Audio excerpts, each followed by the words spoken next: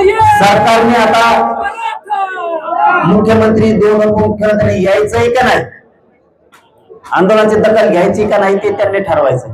मराठी बघणार आहेत, नाही आल्यावर खरोखर मराठ्यांना पसंतच होते.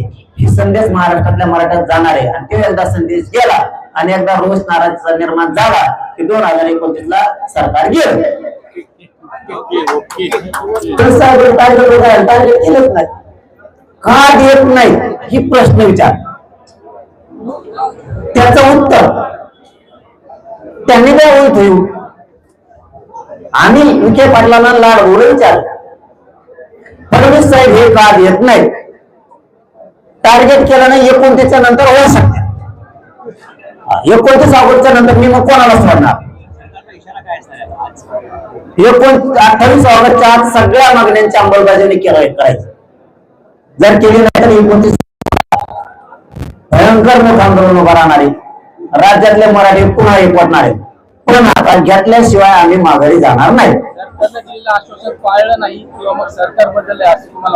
मला वाटतं सरकार आणि अधिकारी काहीतरी मराठींशी खोटा लावतात.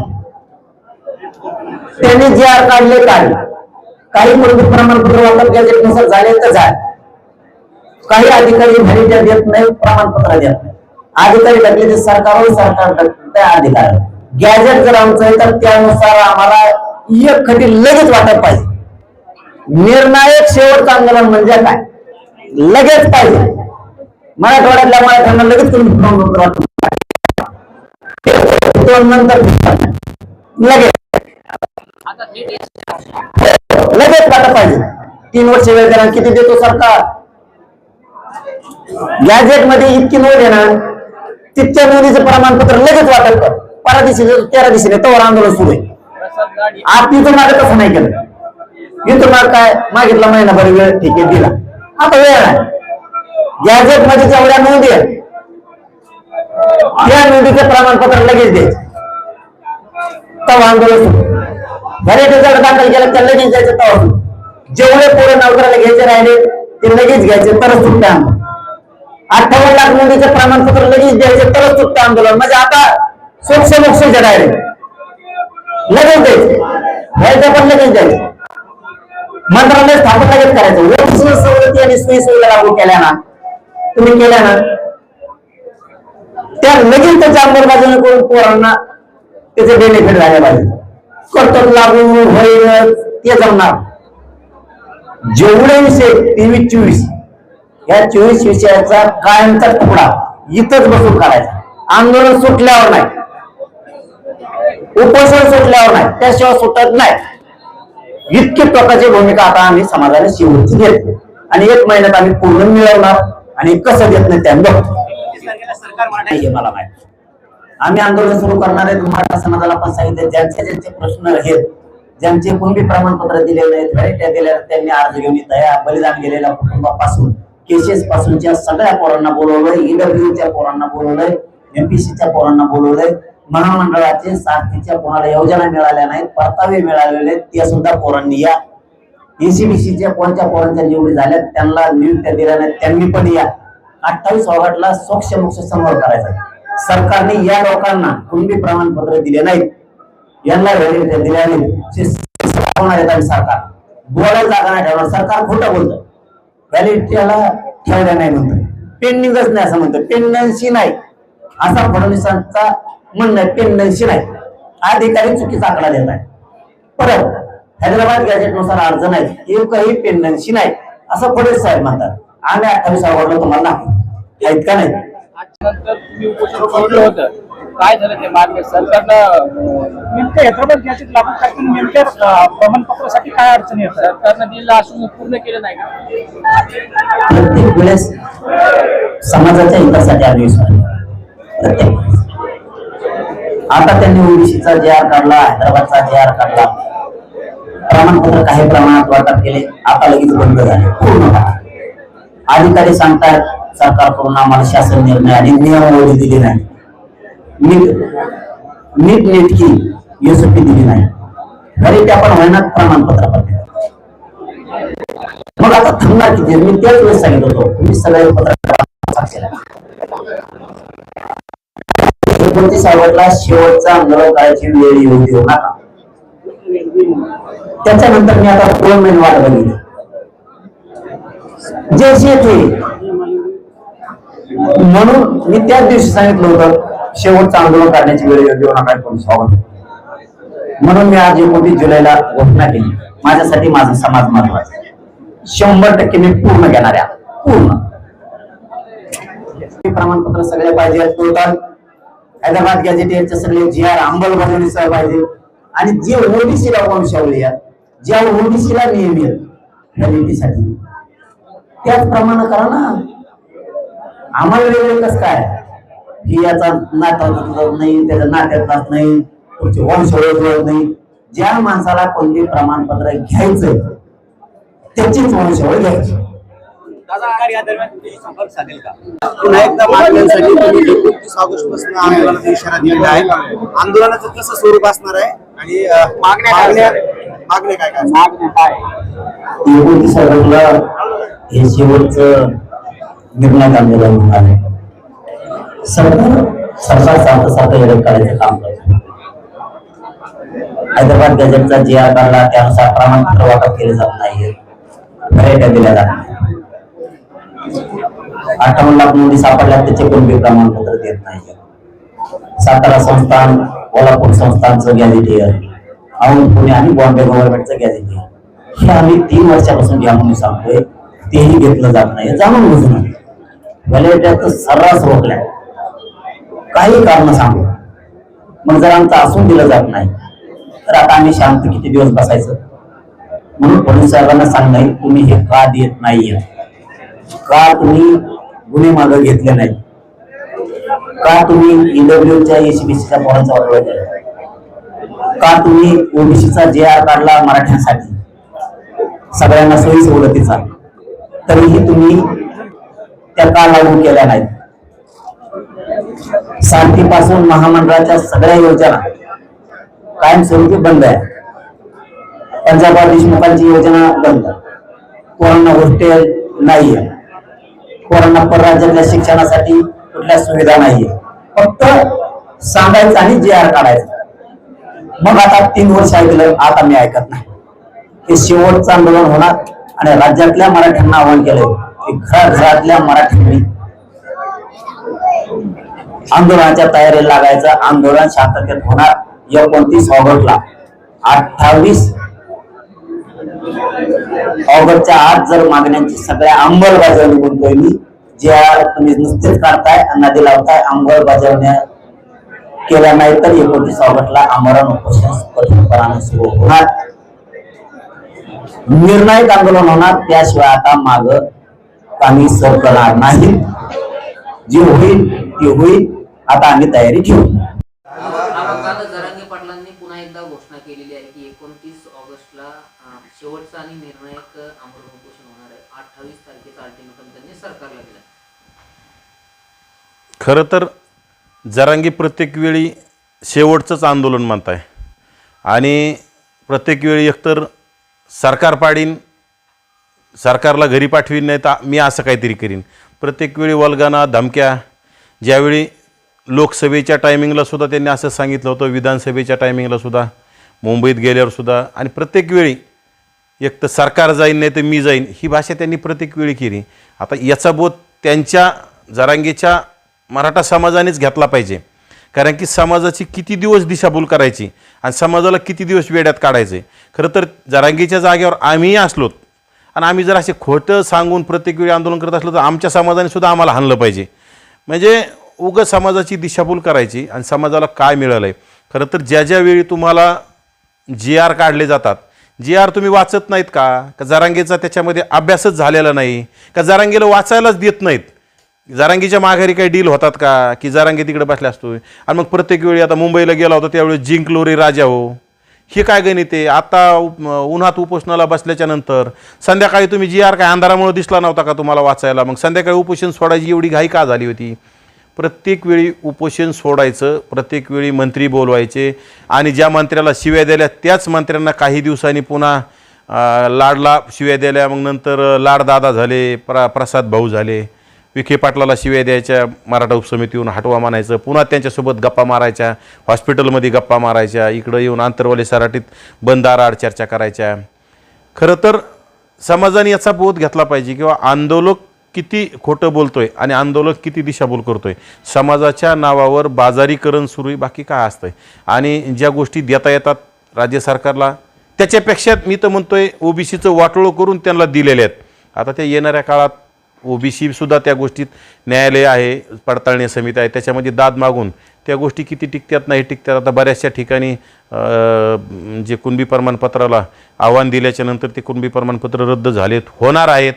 परंतु आता फक्त कुणबी प्रमाणपत्राचं चॉकलेट दाखवून समाजाची दिशाभूल सुरू आहे, बाकी काही नाही. ओबीसी कोणताही फायदा होत नाही मराठा समाजाला. सरकारने एक निर्णय घेतला होता मध्यंतरी. त्याच मागण्या ज्या सुरुवातीला होत्या त्याच मागण्या. ओबीसींच्या सवलती ह्या ओबीसींना आधीच माहीत होतं की ओबीसींनाच काही मिळत नाही. त्यावेळी आम्ही सांगितलं होतं की बाबा आमच्या आम्ही शुभेच्छा देऊन टाकल्या त्याच्यामुळे, कारण की सरकार आम्हालाच काही देत नाही आणि ओबीसीत येऊन तुम्हाला काय देणार आहे. उलट ओबीसीमध्ये जिथं 10 लोक तिथं 20 लोक झाल्यावर तुम्हाला काय मिळणार आहे. आणि सवलती ओबीसीच्या शिष्यवृत्ती असेल ह्या गुंडाळलेल्या स्वतःनी त्या नावाला शिष्यवृत्त्या आहेत. ओबीसीच्या महामंडळाला निधी, समजा महामंडळाचा त्यांचा विषय येत नाही पण शिष्यवृत्तीचा विषय येतो, विद्यार्थ्यांच्या सवलतीचा विषय येतो.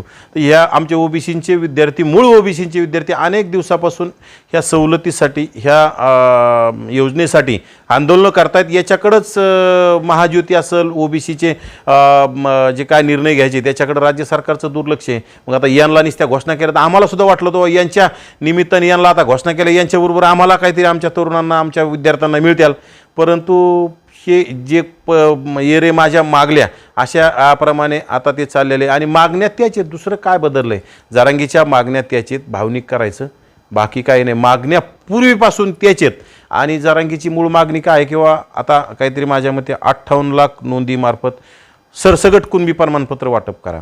आता काल माझ्या मते त्याच्यावर मुख्यमंत्रीसुद्धा बोललेत किंवा ज्यांनी मागितलंय म्हणजे ज्याच्याकडे पुरावे असतील, आता बोगस त्याच्यातले तर माझ्या मते 90% बोगसवालेच हाताने खोडाखोड करून, यंत्रणा प्रेशर करून सगळं कुठंतरी जिल्हा परिषद पंचायत समित्या लढण्यासाठी प्रमाणपत्र काढताय. बाकी लोक काही त्याच्या फांद्यात पडत नाही, कारण की सुज्ञ लोकांना कळतं ओबीसीमध्ये जाऊन काही फायदा नाही. आणि ज्यांना कळत नाही ते समजा प्रयत्न करतायत, परंतु तुमच्याकडं डॉक्युमेंट्सच नसतील कुठं, की तुमचे मागचे पुरावेच नसतील, तुम्ही कुठं कुणबी होतात आणि तुमचे काही त्याच्यात मिळत नसेल तर तुम्हाला कुठलंही कुणबी प्रमाणपत्र मिळणार नाही. आणि जे मिळालं आहे काहीतरी खोटं नाटक करून तर ते आता रद्द करणं सुरू आहे.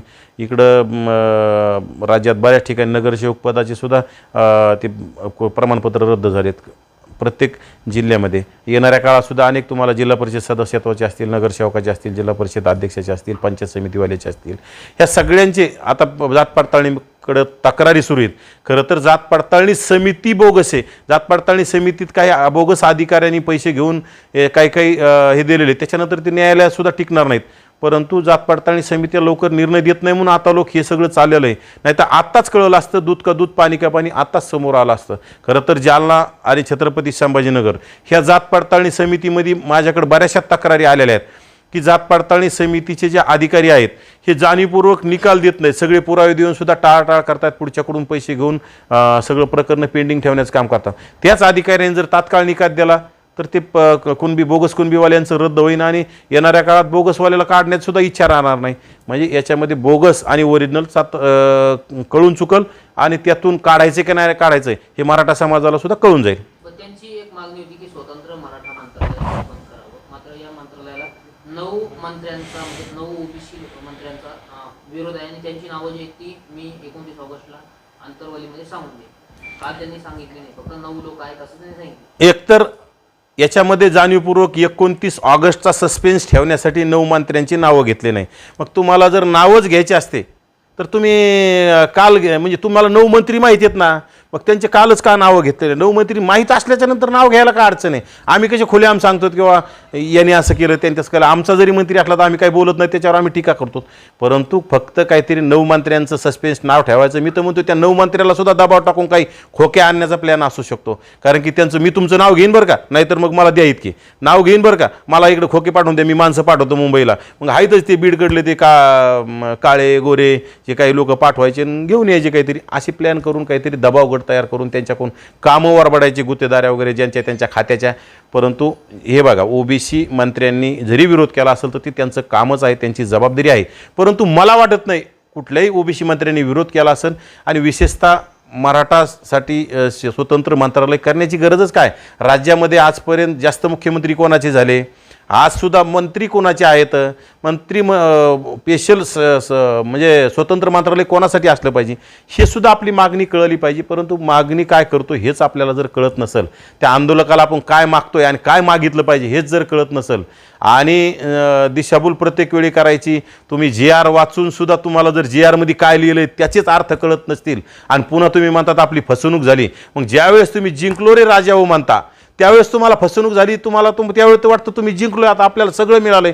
मग नंतर कालांतराने तुमची कसं काय फसवणूक होती? म्हणजे तुम्हाला काही तुमच्यासोबत डील्स केलेले असतील, तुम्हाला काही खोके देण्याचं केलं असेल, ते न मिळाल्याच्या नंतर पुन्हा तुम्ही म्हणत असताना आपली फसवणूक झाली, आपल्याला खोके मिळाले नाही. मग खोके मिळाले नाही मानण्याऐवजी फक्त म्हणायचं आपली फसवणूक झाली, आपल्याला फसवलंय आणि पुन्हा समाजाला भावनिक करायचे. परंतु आता समाजाने हे सगळा अभ्यास केला पाहिजे. मराठा समाजामध्ये अनेक विद्वान लोक आहेत, शिकलेले लोक आहेत, त्यांनी ह्या गोष्टीचा विचार केला पाहिजे. बीड जिल्ह्यातले मुठभर लोक येऊन इथं जर आंतरवाली सराटीत येऊन गर्दी करत असेल, मला वाटत नाही जालन्याचं कोणी जात असेल म्हणून. आता जालन्यातले 2, 5, 10 लोक सोडता, जालना जिल्ह्यातलं कोणी त्यांच्या नादी लागत नाही. बीड जिल्ह्यातले लोक येऊन त्यांच्या ते वाळूचे टेंडर असतील, त्यांचे वाळूच्या गाड्या चालत असतील, त्यांचे मटके चालत असतील, गुटके चालत असतील, त्यांचे जमिनीचे व्यवहार चालत असतील, मोठमोठे व्यवहार त्याच्या माध्यमातून जरांगी जाडून चालतील. असे लोक तिथं गाड्या भरून आणून गर्दी करण्याचं काम करताना गर्दी जरी करत असले तर ज्यावेळी हे लाखांची करोडोची गर्दी सांगत होते, आता हजारावर आली, माझ्यामध्ये हजाराच्या आत आली, काल काय हजारभर लोक सुद्धा नसतील. म्हणजे अशी परिस्थिती निर्माण झाली. तुम्ही आवाहन करून सगळ्या कार्यकर्त्यांना आणा म्हणून सांगून सुद्धा लोक येत नसतील. लोकांना खरं काय खोटं काय कळायला लागलंय. म्हणजे तुम्ही आंदोलन करायचं. आंदोलन कसं असलं पाहिजे? सोनम वांगचूक सारखं 25 दिवस पठ्ठ्याने उपोषण केलं, शेवटी हॉस्पिटलमध्ये त्यांच्या तब्येतीची काळजी घेऊन सरकारला त्यांना हॉस्पिटलमध्ये न्यावं लागलं. त्याच्यानंतर तिथं अभिजित दिपके बसले आणि तिथं विद्यार्थ्यांचा विजय झाला. त्यामध्ये शिक्षण मंत्र्याचा राजीनामा केंद्र सरकारला घ्यावा लागला. इथं काय सगळी मिली बघत सकाळी बसायचं आणि दुपारी पुन्हा काजू बदाम खायचे त्या तारकच्या घरी जाऊन वॉशरूमच्या निमित्ताने, आणि संध्याकाळी पुन्हा 12, 1, 1:30 वाजता विखे पाटील येत आहेत, त्याच्यानंतर प्रसाद लाड येत आहेत, काय सेटिंग करतायत त्यांच्यासोबत. आणि गेल्या 10-12 दिवसापूर्वीच त्यांचा मुलगा ॲडमिट होता, त्यावेळेस प्रसाद लाड, विखे पाटील हे सगळे तिथे येऊन भेटले. त्यावेळेस तुम्हाला कसं काय अर्थ कळाला नाही आपली फसवणूक झाली म्हणून? आता पुन्हा काय त्या तिथून तिथं मुंबईत जाऊन सुद्धा काही भेटलं नाही का? ते काही मिळालं नसेल म्हणून ही फसवणूक झाल्याचा बाकी आरोप आहे, बाकी काही नाही. पण ते म्हणतात की आता शेवटचा निर्णय की आता सरकारचं सोक्षमोक्ष आता आंतरवलीत करायचं, समोरासमोर सगळ्यांना त्यांनी जे अर्ज केले ते घेऊन बोलवले आंतरवलीत. राहिला विषय सरकारचा सोक्षमोक्ष हे कोण लावणारे? राज्यातील जनता असती. कुठलाही एक समाज सरकारला पाडू शकत नाही, सरकारला सत्तेवर आणू शकत नाही. आता विशेषतः जरांगीने विधानसभेला वल्गना केल्या होत्या. राज्य सरकारला, विशेषतः भाजपला आम्ही सत्तेवरच येऊन देणार नाहीत, भाजपचा एक आमदार निवडून येणार नाही. मग भाजप का सत्तेवर गेलं? जरांगेचा विरोध असताना भाजप का सत्तेवर गेलं? जरांगेचा तर सातत्यानं शरद पवार गटाला, उद्धव गटाला, काँग्रेसला याला त्याला पाठिंबा होता. विशेषतः काँग्रेसकडे बी त्यांचं दुर्लक्ष होतं, परंतु एक नंबरला शरद पवाराकडे त्याचा पाठिंबा होता. मग शरद पवाराचे आमदार किती निवडून आले हे जरांगीने याचं उत्तर दिलं पाहिजे. आणि दुसरी गोष्ट राहिलंय, सरकारचा सोक्षमोक्ष लावायला सरकारने तुम्हाला अति दिलंय. ओबीसी आमचा DNA मानणाऱ्या सरकारनं ओबीसी शांत आहे, आणि खरं तर ही ओबीसींच्या शांत असल्यामुळंच ओबीसीचं नुकसान होत चाललंय. ह्या जरांगीनी आंतरवालीत बसायचं, मोठमोठल्या वल्गना करायच्या, आणि जरांगीनी इकडून काहीतरी भीती दाखवली की तिकडून मुख्यमंत्री काहीतरी बोलणार, तो उदय सामंत काहीतरी बोलणार, पुन्हा एखादा मंत्री काहीतरी बोलतो, आमदार काहीतरी बोलतात, दादा आपण त्याच्यात बसून निर्णय घेऊ. आणि ओबीसींच्या बाबतीत ओबीसींचे उपसमितीचे अध्यक्ष सुद्धा काही चकार शब्द काढायला तयार नाहीत. ओबीसींच्या उपसमितीचे अध्यक्ष शांतता राखत असल्यामुळं, ओबीसीचे सगळे मंत्री शांत असल्यामुळं ओबीसीचा कुठलाही प्रभाव तिथं राहिलेला नाही. आणि राज्यातील ओबीसी शांत आहे. ओबीसी आमचा DNA म्हटलं की ओबीसीला वाटतं आपलं काय, आपलंच मुख्यमंत्री इथं, आपलंच मंत्रिमंडळ आहे. परंतु ओबीसींच्या वाट्याचं सगळं ओरबाडून नेलंय आणि हे टिकणारं नाही. परंतु न्यायालय निकाल देत नाही. जात पडताळणी समित्या सुद्धा लवकर त्याच्यामध्ये दाद मागितली तर लवकर निर्णय देत नाही. त्यामुळे ओबीसींचं कमीत कमी 5 वर्षासाठी तुला राजकीय हत्या झाली. कारण की जोपर्यंत तुम्ही दाद मागत नाहीत 2-2, 5-5 वर्षे त्याच्यामध्ये निर्णय यायला लागतात. त्याच्यानंतर रद्द झाल्यावर पुढच्या वेळेस पुन्हा काय होईल त्याच्यानंतर बघावं लागेल. परंतु आजच्या घडीला तरी ओबीसींचं वाटलं झालं आहे आणि सगळं ओबीसीचं वरबाडून दिलं असलं तरी बी जरांगेचं जर पोटच भरत नसेल तर राज्य सरकारने ओबीसीचं सगळं त्यांना देऊन टाकावं मला वाटतंय. ओबीसीला काहीच ठेवून टाकलं नाही. ओबीसीला सांगून द्यावं की तुमचं आता इथून पुढं काहीच नाही. राज्याच्या मुख्यमंत्र्यांनी एवढं काल तत्परतेनं लगेच जरांगे इकडून बोलला कीच लगेच काल प्रसारमाध्यमासमोर येऊन सांगितलं किंवा त्यांचं काहीतरी दिशाभूल होती किंवा आम्ही आणखी त्यांच्यासोबत चर्चा करू. अरे चर्चा त्यांच्यासोबत करता पण ओबीसींचा तुम्ही राज्यात बोगस नोंदीमार्फत तुम्ही सह्याद्रीवर बैठक झाली त्यावेळेस दोन्ही उपमुख्यमंत्री आणि स्वतः मुख्यमंत्री देवेंद्र फडणवीस होते. आम्ही स्वतः त्याला होतो. आमचे उपसमितीचे अध्यक्ष बावनकुळे होते, भुजबळ साहेब होते, पंकजाताई होत्या, अतुल सावे होते आणि विरोधी पक्षनेते विजयभाऊ वडेट्टीवार होते. त्यावेळी सांगितलं होतं की ज्या बोगस नोंदीमार्फत कुणबी प्रमाणपत्र काढलेत याची श्वेतपत्रिका काढू. त्यावर मुख्यमंत्री बोलत नाही, दोन्ही उपमुख्यमंत्री बोलत नाही, राज्यातले ओबीसीचे मंत्री बोलत नाही आणि ज्याच्यावर ओबीसींची जबाबदारी बावनकुळे चकार शब्द काढायला तयार नाही. म्हणजे आणि इकडून जरांगेने काय 200-400 भाड्याचे लोक आणून बसले आणि पत्रकार परिषद घेतली की लगेच जरांगेला उत्तर आपण बसू आणि आपण निर्णय घेऊ, आणखी काय असलं तर देऊ. म्हणजे काय चाललंय? म्हणजे मला तर वाटतं आता ह्या राज्य सरकारनं जे काय असेल ते सगळं जरांगेला देऊन टाका, ओबीसींची पूर्ण राहिली साली हत्या करून टाका आणि मला तर वाटतं ओबीसीचे आता खरं तर राजकीय हत्या केली, सामाजिक हत्या सुद्धा करून टाकावं आणि फक्त म्हणायचं ओबीसी आमचा डीएनए, ओबीसी आमचा डीएनए हे सातत्यानं सांगण्याचं काम करत राहावं. या मागण्यामध्ये आता एक नवीन मागणी येते जरांगीची 5 गॅजेट सातारा, कोल्हापूर, पुणे, औंध कुठल्याही गॅजेटवर खरं तर आरक्षण देता येत नाही. आरक्षण द्यायचं म्हटलं तर आयोग नेमावा लागतो. त्या आयोगाने तुमचं मागासले पण सिद्ध करावं लागतं. परंतु इथं काय झालंय, ह्या 1.5 छटाक माणसांनी आदळआपट करायची आणि लगेच 1.5 छटाक माणसाने आदळआपट केली की लगेच राज्य सरकार निर्णय घेतंय. अरे गॅजेटचा आणि याचा संबंधच काय? गॅजेट हैदराबाद गॅजेट म्हणतात. मग हैदराबाद गॅजेटनुसार तुम्ही निजामाची तिथं काय भांडे धुवायला गेले होते का निजामाच्या दाड्या करायला गेले होते तिथं हे लोक ज्यांच्या बोगस नोंदीमार्फत कुणबी प्रमाणपत्र एका दाड्या करायला गेले होते का तिथं मडके घडवायला गेले होते का नेमके गेले सुतारकी करायला? काय आमचे लोक जसे 12 बलुतेदार आहेत, आमचं जसं आरक्षण आहे त्यामध्ये तुम्ही कशामध्ये कुठल्या क्रायटेरियामध्ये बसता. परंतु गॅजेट काढायचं, आरक्षण द्यायचं, GR काढायचे आणि तुम्ही घाबरताय म्हणून हे वरचीवर काहीतरी मागताय आणि तुम्ही देताय आणि ओबीसी शांत आहे. ओबीसीला शांततेचे हे परिणाम भोगावे लागले तर आणि राज्य सरकार हे दबाव टाकतंय म्हणून देत राहते. त्याचे परिणाम राज्य सरकारला येणाऱ्या काळात भोगावे लागतील. ओबीसी जोपर्यंत शांत असतो, ज्याप्रमाणे केंद्र सरकारच्या विरोधात विद्यार्थ्यांचा रोष निर्माण झाला त्याचप्रमाणे येणाऱ्या काळात ज्यावेळेस ओबीसी शांत राहीन ओबीसीचा ज्यावेळेस उद्रेक होईल त्यावेळेस राज्य आणि केंद्र सरकार दोन्ही सरकारला याचं परिणाम भोगावे लागतील आणि येणाऱ्या काळात 2029 पर्यंत ओबीसी शांत राहणार नाही. ओबीसी आता जागं करण्याचं काम आम्ही तर आमचं बोलण्याचं काम करतो. आम्हाला कुठल्या पक्षाशी घेणं देणं नाही, कुठल्या नेत्याशी घेणं देणं नाही. कारण की आमच्या समाजाचं जर वाटलं होत असेल तर कोणीही आमचं नाही, आम्हाला त्याच्याशी घेणं देणं नाही. आम्हाला त्या बावनकुळेशी घेणं देणं नाही ना आम्हाला मुख्यमंत्र्याशी ना उपमुख्यमंत्र्याशी. जो ओबीसीचं वाटोळं करल आणि जे काही आमचे ओबीसीचे नेते म्हणून घेणारे जर या नेत्यासोबत गुप्तगुप बैठका करत असेल तर त्याला सुद्धा आमचं समर्थन नाही. विनाकारण ओबीसी सोबतच्या जर फसवणूक होत असेल तर याला कोणीही समर्थन केलं नाही पाहिजे. विशेषतः राज्यातील ओबीसीनं विद्यार्थ्यांच्या आंदोलनासारखं तरुण वर्गाने आता ओबीसीच्या जागं झालं पाहिजे आणि जाब विचारायला सुरुवात केली पाहिजे.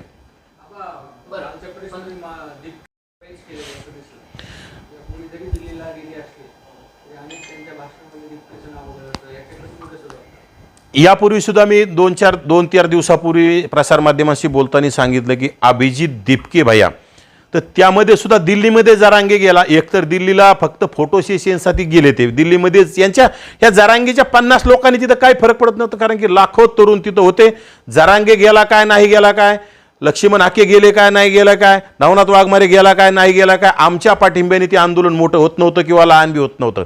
म्हणजे त्यामुळं आमची त्या आंदोलनात गरज नव्हती, त्यामुळं आम्ही गेलो नाहीत. कारण की ते आंदोलन देशातील तरुणांनी खांद्यावर घेतलं होतं आणि खरं तर त्या अभिजित दिपकेंना तरुणांनी डोक्यावर घेतलेलं आहे आणि त्याचा आपल्याला सुद्धा अभिमान असला पाहिजे. या महाराष्ट्रातील जनतेला अभिमान असला पाहिजे. आंबेडकरी तरुण येतो, आंबेडकरी तरुणानं एवढं करून दाखवलंय. देशाच्या संसदेला, देशाच्या केंद्र सरकारला झोकवून दाखवलंय आणि जरांगेला आता पोट दुखणारच ना, कारण की तो आंबेडकरी समाजातला आहे. आंबेडकरी समाजातल्या माणसाचं आणि एवढं केंद्रात जरांगेने ठरवलं होतं 1000-2000 लोक दिल्लीला जाणार नाहीत, यांनी लाखो लोक तिथं गोळा करून दाखवलेत. हे फक्त पोटदुखी दाखवण्यासाठी तिथं तिथं गेला आणि तिथं सुद्धा दिल्लीमध्ये दीपकेंचं संपूर्ण नाव घेण्याचं त्याने टाळलं. फक्त अभिजित भाया. लोकांना काय कळणार आहे अभिजित भाया? जास्त सोनम दादा ना अभिजित भाया.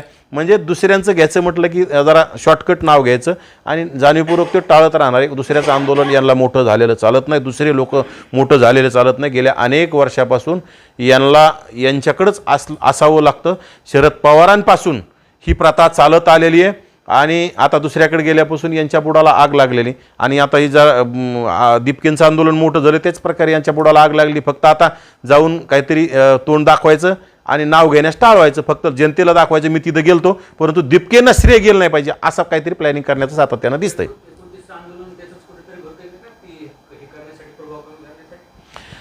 29 आंदोलन तो सुद्धा असू शकतं कुठंतरी आरक्षण विरोधी लोकांचं सुद्धा 2-4 दिवसापासून सोशल मीडियावर चालवतो आरक्षण विरोधी. मग त्याच्यातूनच हा प्रकार असू शकतो. शरद पवारांना सुद्धा कुठंतरी हे डोक्याच्या अभिजित दीपके हे मोठे डोक्याच्या वर झालेले दिसत आहेत.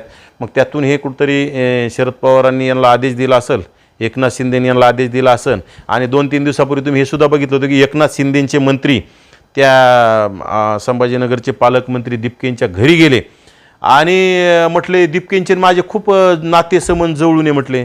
यापूर्वी कधी शिरसाट त्या घरी गेलेले दिसले नाही, यापूर्वी कधी दीपके आमच्या जवळचे म्हणलेले दिसले नाही. मोठा झाला म्हणजे आमचा आणि त्याचे वाईट दिवस असले की ते आमचा नाही म्हणायचं. म्हणजे फार राजकारणामध्ये कला येतं. हे सगळं शिंदे गटाने आणि विशेषतः शरद पवारांच्या आदेशानुसार, रोहित पवारांच्या आदेशानुसार जरांगेचं आंदोलन चालतं. त्यातूनच हे दीपकेंच्या आंदोलनाला थोडं कुठंतरी दाबण्यासाठी, त्याला झाकळण्यासाठी ही 29ची घोषणा केलेली दिसते.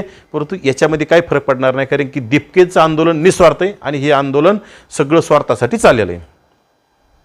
मराठा समाजाला उद्देशून बोलता म्हणून जरांगे पाटील म्हणले की 10 लाखाचं कॉन्ट्रॅक्ट दिलं म्हणजे उपकार नाही केले, मतदान देखील केलं